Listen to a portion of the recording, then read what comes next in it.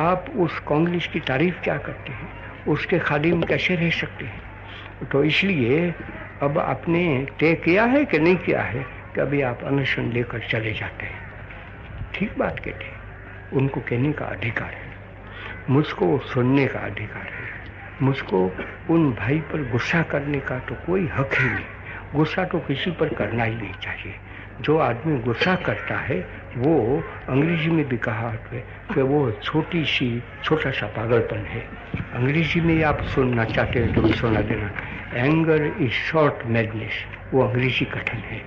और गीता जी जिसमें से हम हमेशा वो दूसरे अध्याय के पढ़ते हैं ना, उसमें भी ऐसा है कि क्रोधी के क्या हाल होते हैं, तो उसमें उत्तरोत्तर क्या होता है क्रोधी का हाल, तो उसमें तो ये कहा क्रोधाद भवति सम्मोह, वहाँ से पीछे चलता है सिलसिला कि जो क्रोध करता है उसमें सम्मोह आ जाता है, तो एक प्रकार की मूढ़ता, तो वो शॉर्ट मैडनेस आ गई। तो सम्मोह होता है तो પછી क्या होता है, तो स्मृति भ्रंश हो जाता है, तो उसकी याद शक्ति चली जाती है।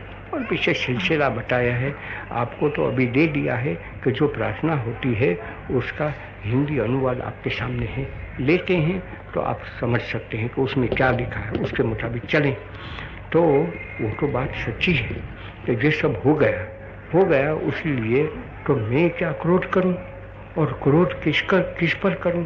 तो मैं तो सीख गया हूँ गीता जी के पास से, तो भी क्रोध कर लेता हूँ। जब क्रोध कर लेता हूँ तो मैं समझता हूँ कि मैं पागल बन गया।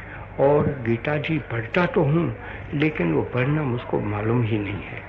क्यों मैं क्रोध कर सकता हूँ? किस पर क्रोध करूँ? क्रोध करूँ तो मेरे पर करूँ क्रोध, दूसरों पर क्रोध करना और पीछे महात्मा कहलाना और पीछे गीता जी बड़बड़ करना, उससे क्या फायदा हो सकता है? तो मैं जानता हूँ कि क्रोध तो करना ही नहीं चाहिए, लेकिन तब मैं क्या कांग्रेस पर क्रोध करूँ जिसका मैं खादिम हूँ?